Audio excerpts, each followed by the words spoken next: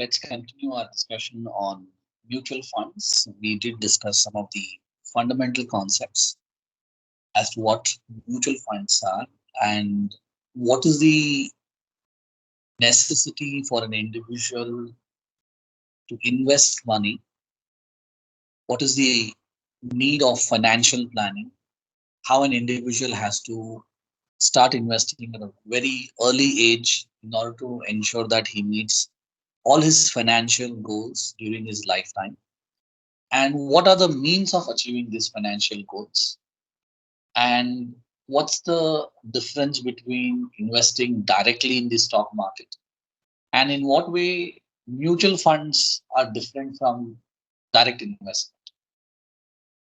And of course, we also discuss the underlying concept of mutual fund, how it works, how the allocation is done, how the NAV is computed. And we did also go through some of the important terminologies used in the context of mutual funds. So these are some of the basic concepts what we had discussed in the previous session.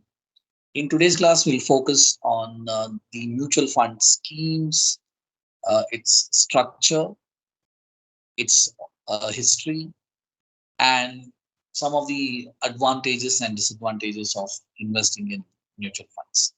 So when you look at this chart on your screen, technically speaking, in terms of choice, I would rather say that there are only two types of mutual funds. One is based on objective, and the other one is special schemes.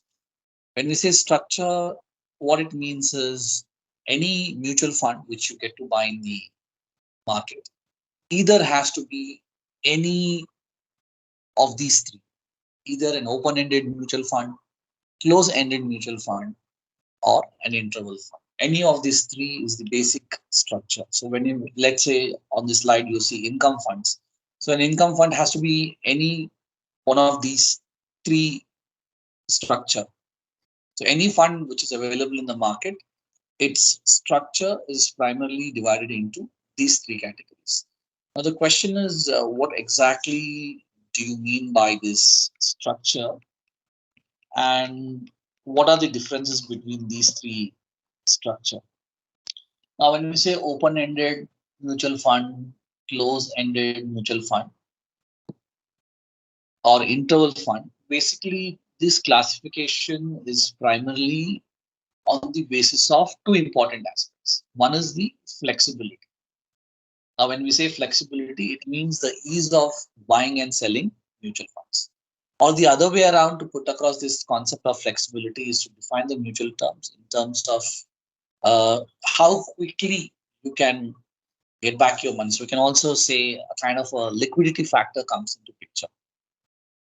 So in terms of flexibility and liquidity, that is the ease of buying and selling, this structure has been constituted.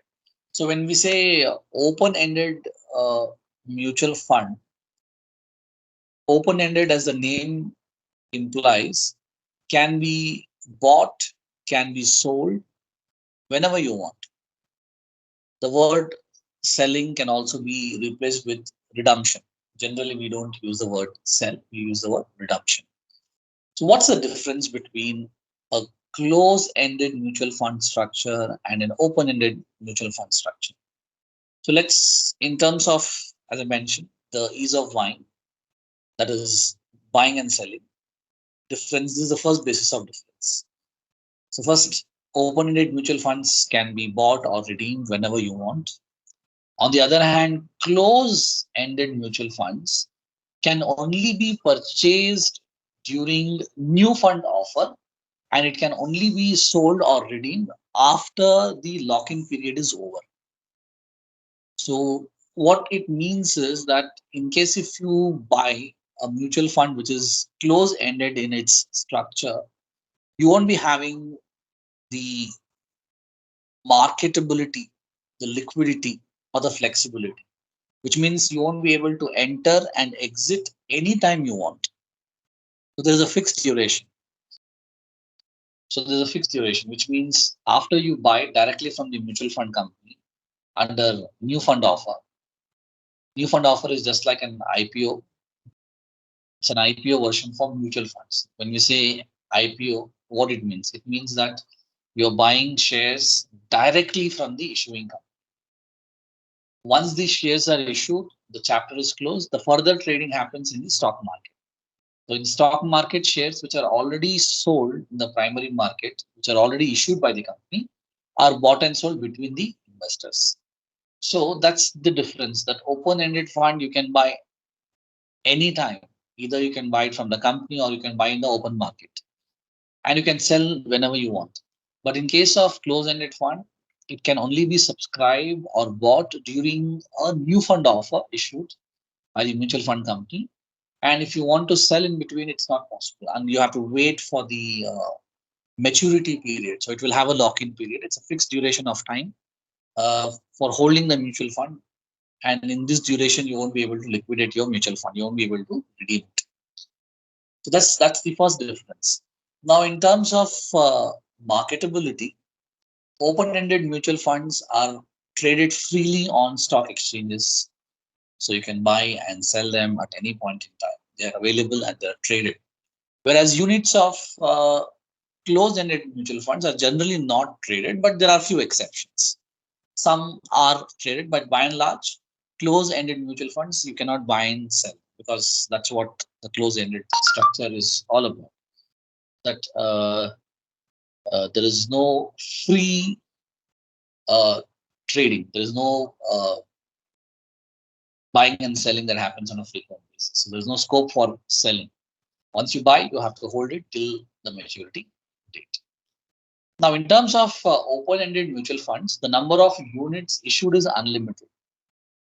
In the previous session, when we were discussing about the execution and the workability of mutual funds, I gave you an example. Let's say there's a new mutual fund which has come in the market. It has 1,000 units. When we see units, it is the number of mutual fund in terms of volume that is bought and sold. So here, in case of open-ended mutual fund, there is no limit as such, which means the mutual fund company can issue any number of units of mutual funds. Whereas in closed-ended mutual funds, the number of units issued remain fixed. So that's another interesting difference between these two categories of mutual funds. Now, the third difference, again, in terms of not the third, perhaps the fourth difference, I would rather say, is that open-ended mutual funds is more flexible, as I made a point in the beginning. Now, this flexibility does not only comes in terms of the ease of buying and selling. This flexibility can also be in terms of investing, because in closed-ended mutual funds, you have you are the only option you have is to invest in lump sum, right? At one shot lump sum you have to invest. Whereas in open-ended mutual fund, you can do both.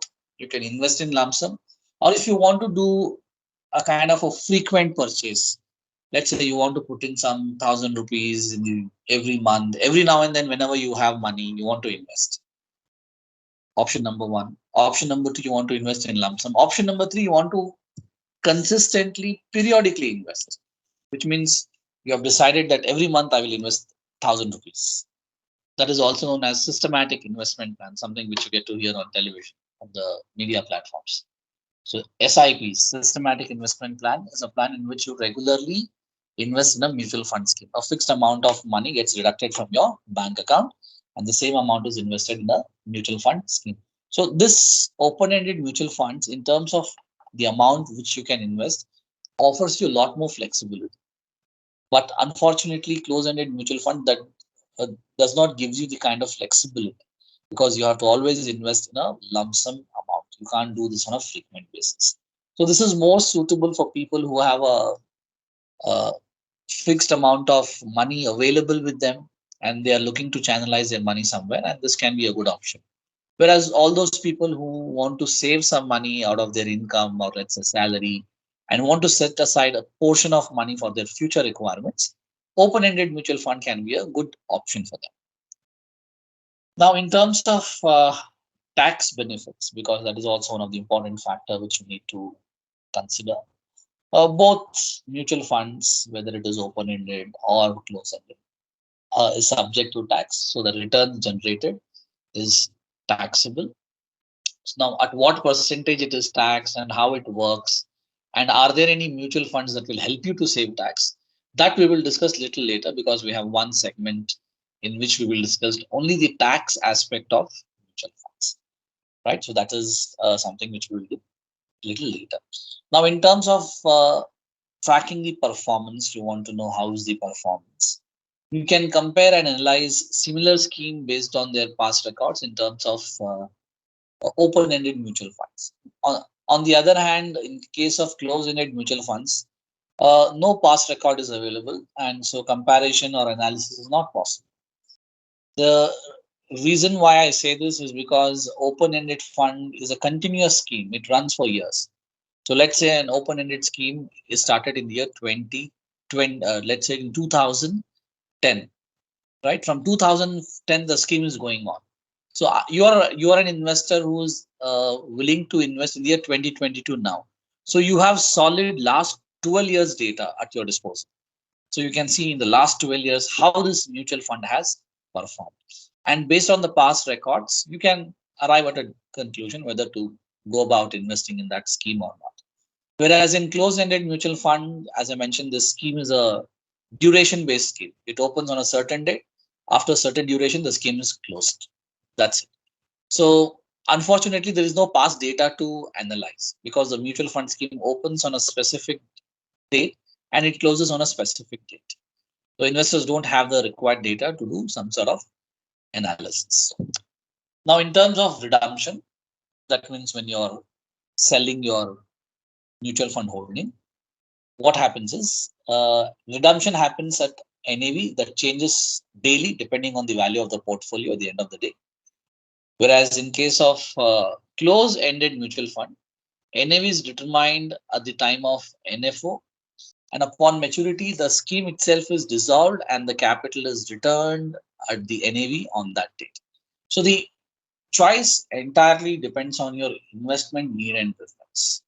So if you can afford to stay invested for a longer period, you can opt for closed-ended mutual funds that gives you stability and chances of higher returns through compounding of your money over the period of time. Because I did mention to you while I was explaining the basic terminologies that once you invest money, whatever returns is getting generated, that also gets reinvested. So imagine all that money you have invested, all that profits, what you have earned, that also gets reinvested. So over a period of time, there is a good growth, right? You will also require a free lump sum amount to invest in closed-ended mutual funds, which is the only limitation. If you don't have lump sum amount at your disposal, then closed-ended mutual fund schemes might not be a choice for you. So therefore, if you want liquidity, open-ended funds may be a better option.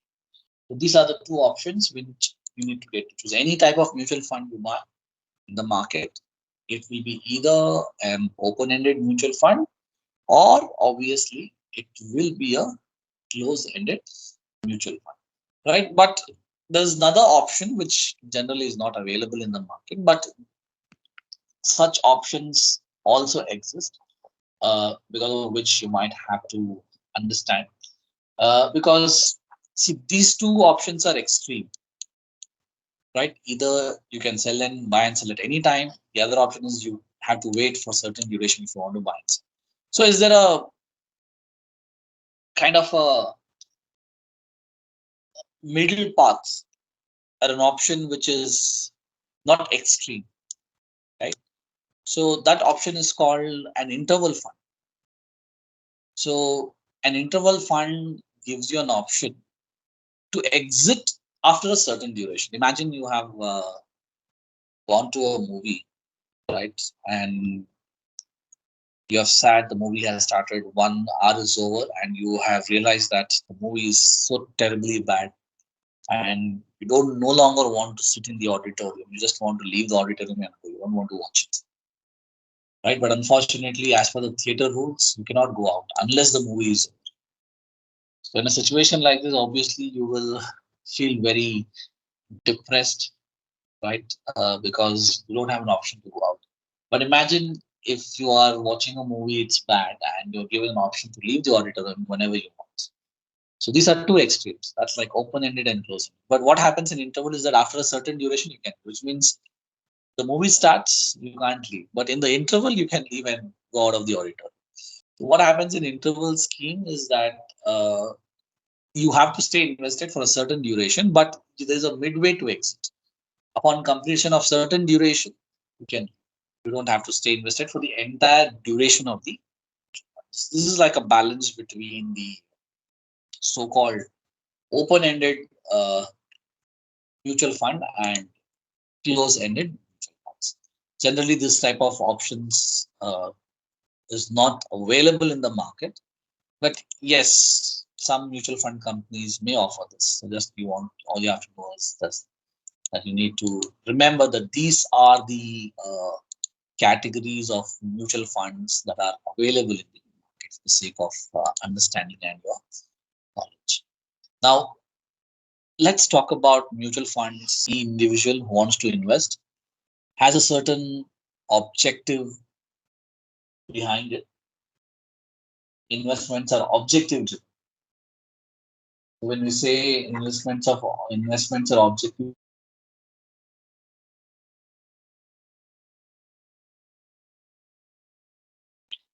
it basically means that when you're allocating your savings in a specified category,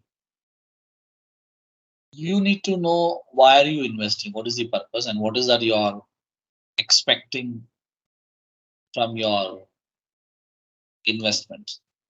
So you need to identify the reason, the objectives of you investing. So in that, from that perspective, you have different objectives. Every individual has a different need to invest. Some people invest so that they can have regular income in addition to what they're earning. Uh, some people do invest because they want to become rich.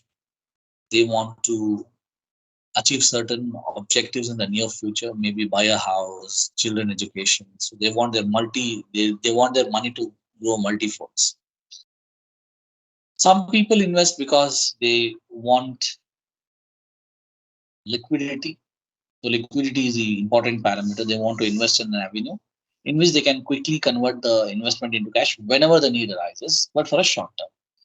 Some people do invest for tax savings. So you see there are different objectives, and each of these mutual funds, which are based on objectives, serves this purpose. So the first category in terms of objective, for all those investors and for all those of you who are expecting your money to grow, your money to multiply, which is also known as capital appreciation. Capital appreciation is the right word to use. So if you want your money to grow, then you have to obviously look for equity schemes. Equity schemes uh, are schemes which can give you exceptional rate of return, which can help you to achieve some of the tough objectives of your financial goals. So, if you want your money to grow multifolds, if you want to become rich, if you want to become wealthy, then you have to consider equity mutual funds. So, as the name suggests, equity funds invest in shares of different companies. The fund manager tries to offer great returns by spreading the investment across companies from different sectors uh, or with varying market capitalization. So here also the principle of diversification is followed, even though the asset class is only one. In terms of asset class, there is no diversification, right? Diversification is based on the principle that do not put all the eggs in the same basket. So in the example of mutual fund NAV, what we discussed in yesterday's class, I gave you an example in which mutual fund in manager invests in three different asset classes: shares, gold, bonds. But here in equity, there is only one asset class, which is equity shares. But here also, can you do diversification? The answer is yes. Because even though the money gets invested in shares of different company, the fund manager diversifies your money by allocating your money in the shares of companies which are from different sectors. So let's say the fund manager invests in banking companies, in chemical companies, in automobile companies, in software companies. So here also there is a diversification. And also not just diversification is not just based on sectors, but also in terms of market capitalization. So big companies, small companies, medium companies, because this kind of diversification also helps you to generate higher returns. So typically, as I mentioned, equity funds or equity mutual fund schemes are known to generate better returns in comparison with all the asset classes. That is something which we did start our mutual fund discussion. And I did make a point that you need to follow a thumb rule. It says that the rate of return generated should be more than the rate of inflation. Only then the investment will have some value. Investment should be capable enough to beat the inflation. And equity shares, yes, the kind of return and the prospects what they offer, definitely it's a very good avenue of investment to beat inflation. So it does generate return, which is far more beyond some of the other asset classes. So, but the problem is since the returns are on a very higher side, the amount of risk associated with this funds is also on the higher side because the price of the shares depends on the market conditions. So, obviously there is always a volatility that your funds may or may not perform that well depending on the stock market conditions.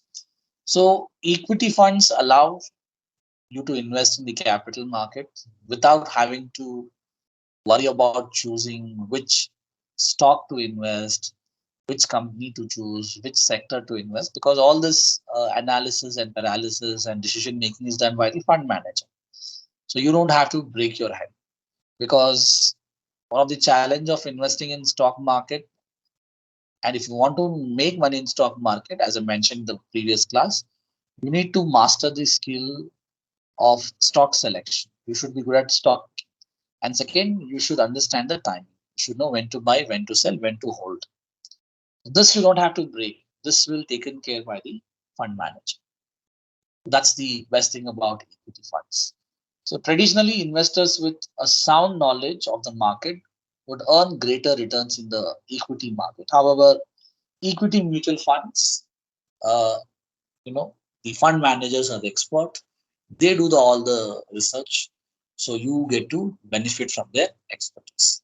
So therefore, if you have to identify the advantages of equity mutual funds, I would say that your investment is managed by professionals, experts. In terms of uh, expenses, it is also cost efficient. You just have to pay some minimum commission. Obviously, the fund managers are rendering their services, the mutual fund company is making your money grow, so you need to pay them commission. It's quite convenient because you can invest in small amounts, you can invest in big amount. All depends on your financial position. It offers you diversification, that you don't have to invest in only one kind of sector. You can invest in different sectors. And it also offers you flexibility and liquidity. So these are some of the benefits in terms of equity mutual funds. Now, I did also mention it to you that we need to also discuss the tax aspect of mutual fund, because at times this is the most neglected area. All that money, what you earn, should not get eroded by taxation. So whenever you're investing your money, you should also see what is the tax implication. So what about the returns which gets generated from the mutual fund? Should you pay tax on that? Right? Because equity or the stock market offers huge potential, right? Your 100 rupees can become 10,000 rupees in the near future. Depends on the market condition, depends on the performance of the individual companies who stock you would have purchased, or the fund manager would have invested on your behalf. Therefore, there's a lot of potential to earn huge amount of money in stock market. And there was a time when return on stock market investment was completely exempted under Section 10, subsection 38 of Income Tax Act.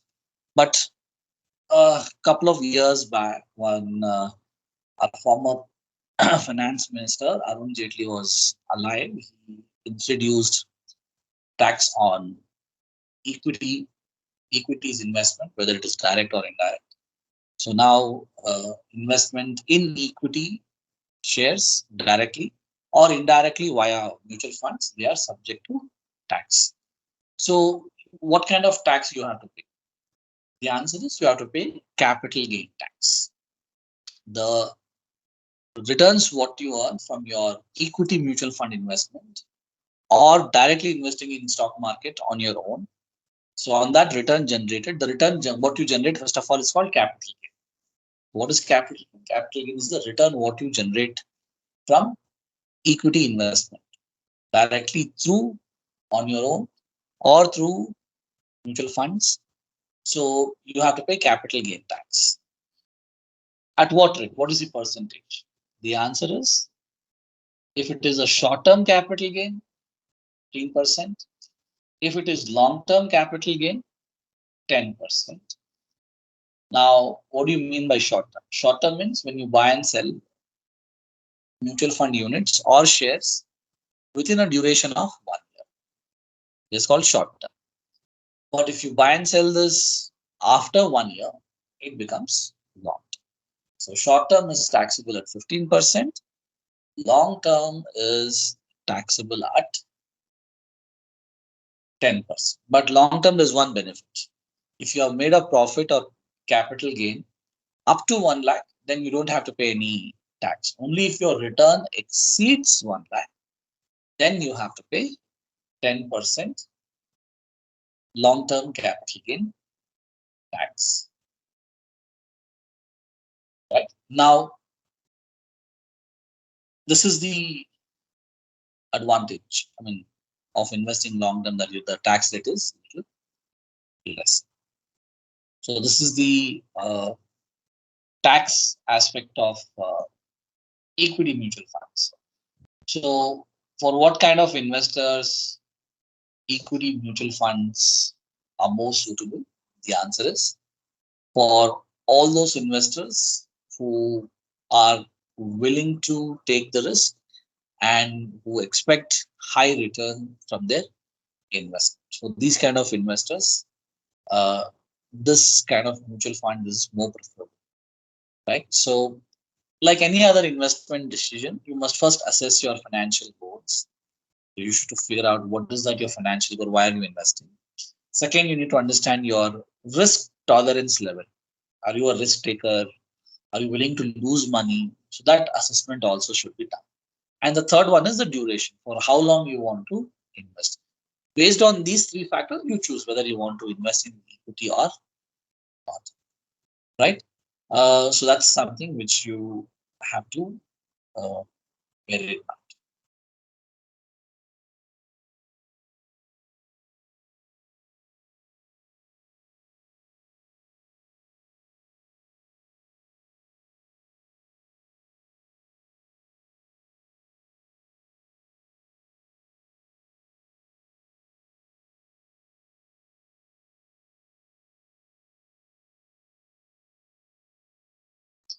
Now, before we get into debt, because when we look at the classification, I didn't mention that there is something called as industry specific, indexed, sectoral. Technically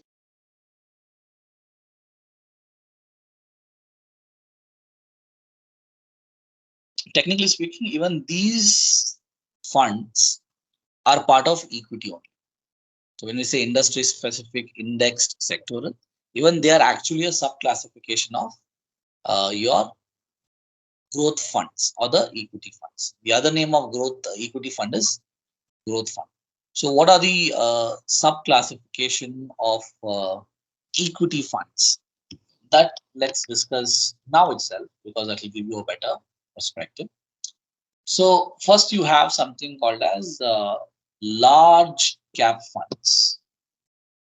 So what are large cap? Now I did explain to you way back when we were doing a chapter called financial markets. What market capitalization means. Market capitalization is the worth of the company on a given date. Market capitalization is equal to number of shares issued by the company multiplied with its current market price. So let's say a company has issued 1,000 shares and right now its share is being traded at rupees 10 in the stock market. Then the market capitalization of this company will be 1,000 into 10. So market capitalization will be 10,000. So that's how you calculate market capitalization. And obviously, the higher the share price, the higher the market capitalization. Some companies' shares are so expensive, right? When you look at some of the company shares, you would realize they are quite expensive. So generally, all those companies whose shares are uh, quite expensive on a very higher side, obviously those companies are generally referred to as large cap companies. For example, when you take MRF as a company, you would be surprised and shocked to know that MRF share is one of the most expensive shares available on the Indian stock market. Value of each share is 68,000 rupees. One share is 68,000 rupees. So don't you think it's quite expensive? The answer is yes, the share price is quite expensive. Now, since the share price is so expensive, its market capitalization is close to 30,000 crores. 30,000 crores is the market capitalization. So obviously, these are the companies. That's the reason they're called large cap companies because in terms of market capitalization, they are on a very, very higher side.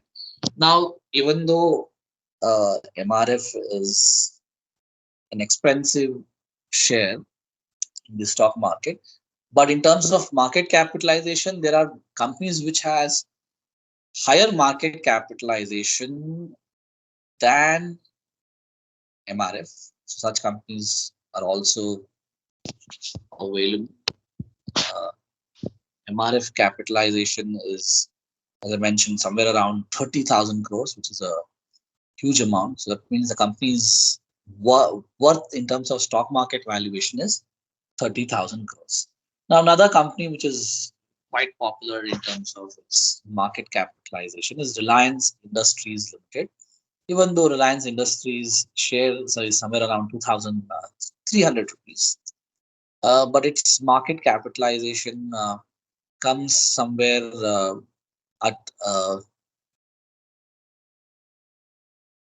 16, I think somewhere around 1 lakh 61,000. So somewhere around 1 lakh 60,000 is its market capitalization. Now 1 lakh 16,000 or 1 lakh 60,000, whatever it is much higher than MRF. So obviously Reliance is also one of the large cap companies, right? In terms of market capitalization, its market capitalization is also huge. So that is something which you need to understand. Somewhere around 1 lakh 60,000 is market capitalization, much higher than MRF. So these are big companies. They are also known as large cap companies. Now, what is the benchmark? If I have to say a company as a large cap company, what is the criteria? So the criteria is defined by the market, by the regulator. Large cap funds or large cap mutual funds. This is one of the category called large cap mutual funds. Invest in equity shares of companies. So they are also equity funds. Because I wanted to share the category with you at a later, but I thought it's better that now only I share this category. So They are called large cap companies, mid cap companies, and small cap companies. Now, how do I decide which is large cap, which is mid cap, and which is small cap? As I mentioned, that is purely based on the market capitalization. So what is a large cap fund or a large cap companies or a so large cap fund means these mutual funds primarily invest in equity shares of companies, mostly with a market capitalization of more than 20,000 crores. So what's the benchmark we got to? If you have to say a company as a large cap company, it should have a market capitalization of more than 20,000 crores. Only if a company has a market capitalization of more than 20,000 crores, it is said to be a large cap company.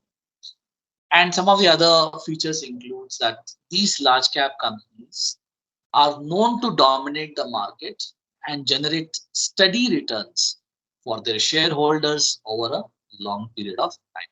This is one of the important parameters of a large cap company, that in terms of generation of returns, they are quite consistent. Large cap funds are subcategory of equity funds. And obviously, just like equity funds, they are also subject to fluctuation and market risk. So this is your large cap. So large cap fund, as per the guidelines of the SEBI, in terms of asset allocation, SEBI has certain guidelines for that.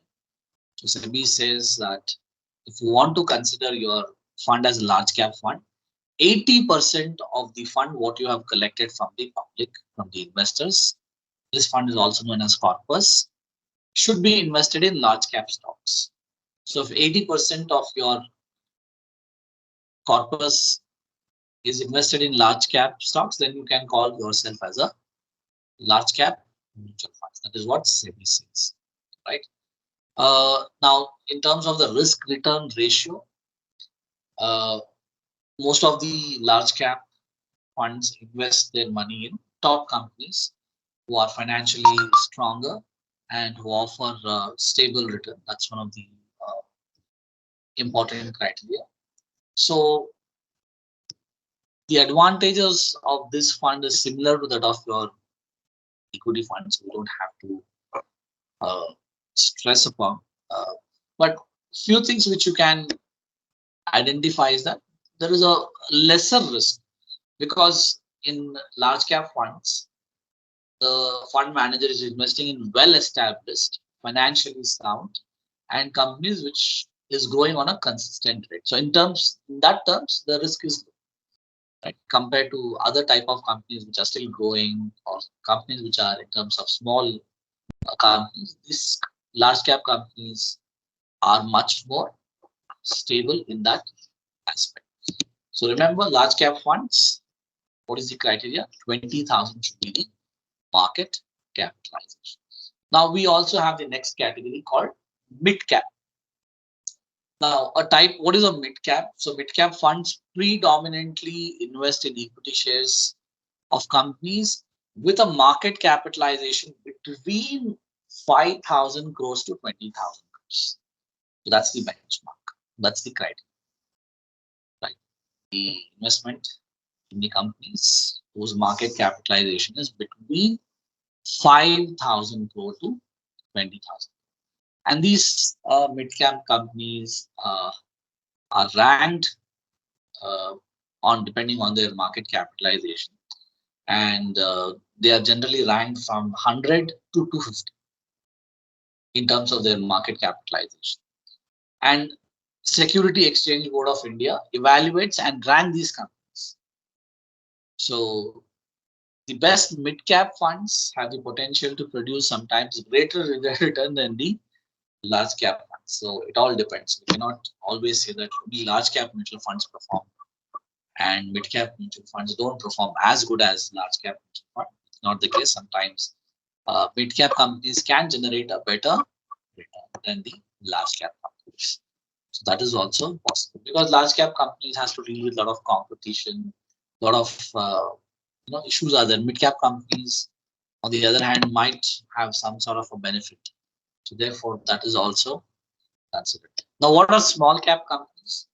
So small cap mutual funds primarily invest their corpus in stocks of companies with market capitalization of less than 500 crores.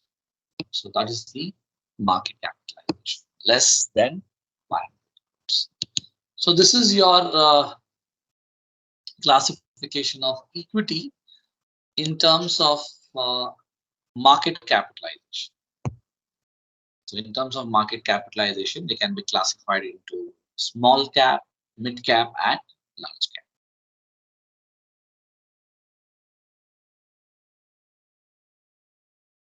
Now we also have a mixture of both. Now, what if someone says, "Okay, I want to invest a little bit in large cap, little in mid cap, little in small cap." Then we have such mutual fund schemes. They're called multi cap, a combination of all, right? This seems to be quite interesting because they try to balance out all the three categories of fund.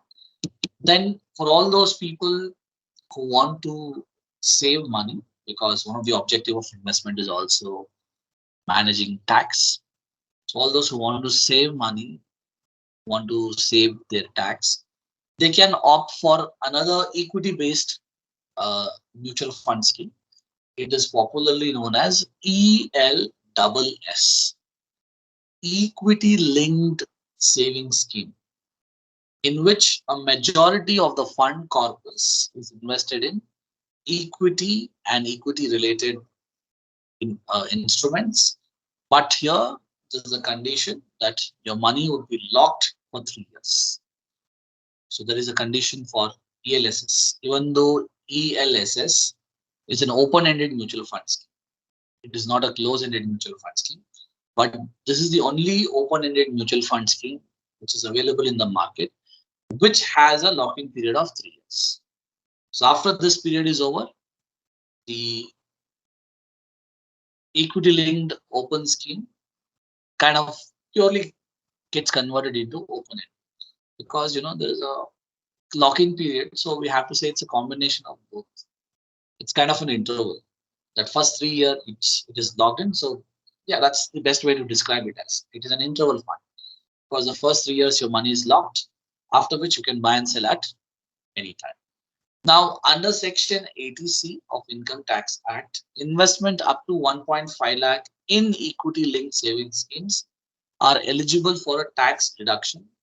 So all that money what you invest in equity-linked savings scheme, you can claim as a tax deduction from your gross total income under Section 80C.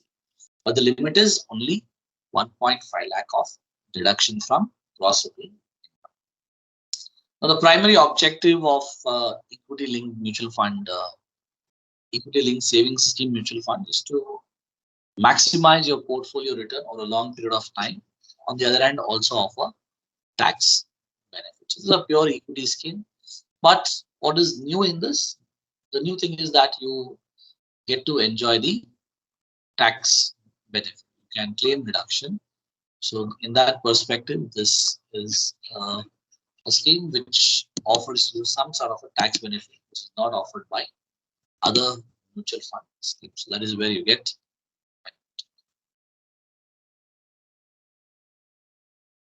Now we also have something called as dividend yield mutual funds. Now what are these dividend yield mutual funds? So dividend yield mutual funds primarily invest in equity share of companies that declare dividends regularly and companies that only pay dividend to shareholders if they are able to make a profit. And what is dividend? Dividend means the profits which are distributed to the shareholders. So when we say dividend yield mutual funds, it means that these funds, the fund gets channelized only in the shares of those companies who declare dividends regularly, who share the profits with the shareholders. So we can say without a doubt that the underlying stock of these funds are companies that have strong financials. So when we say dividend, it means a company obviously which is making profit on a regular basis. So therefore we can say that their financials are strong.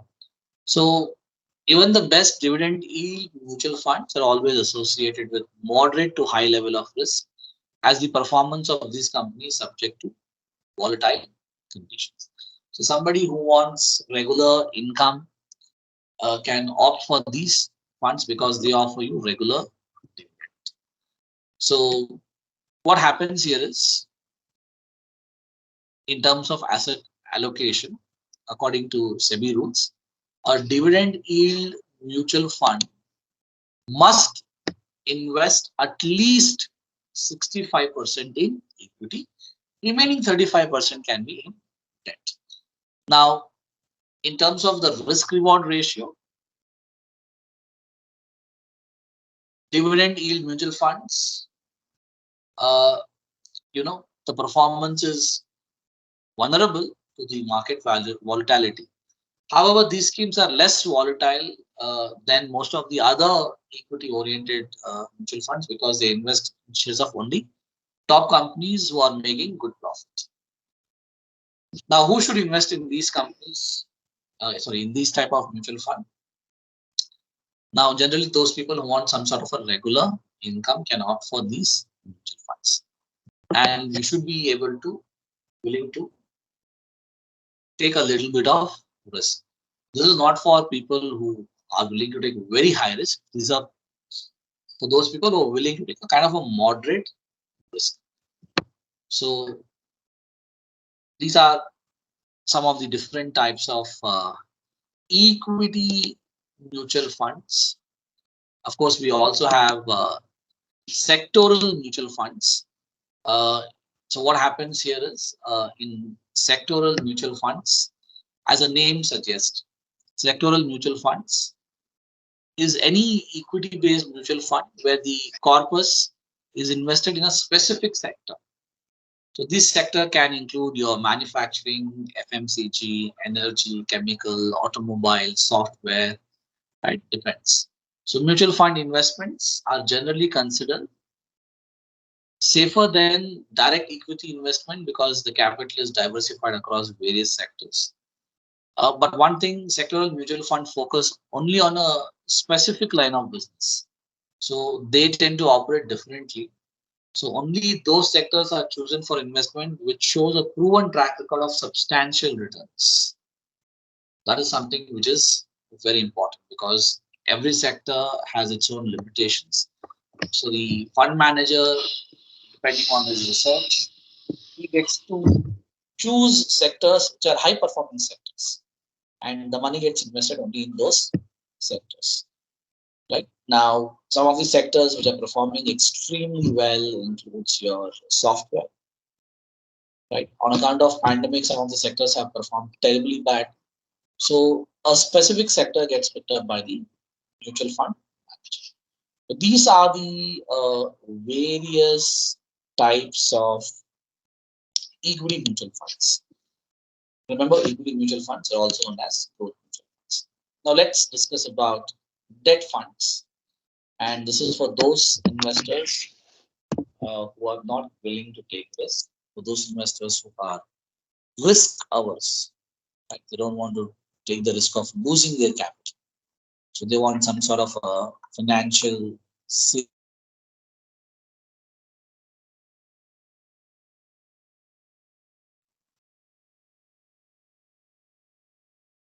So these investors want some sort of a financial stability and safety. For them, these funds are met. So where the money gets invested, the answer is the money gets invested in the debt instruments like bond, debentures. So these are the two primary avenues, corporate deposits. So whether it is bond or a corporate deposit or a debenture, all these three instruments offer fixed rate of interest. So the fixed rate of interest earned on these instruments, they are given to the unit holders. So that's the functioning of your debt funds. Then you also have liquid funds or money market funds, which invests in short-term instruments which have a maturity of less than 1 year.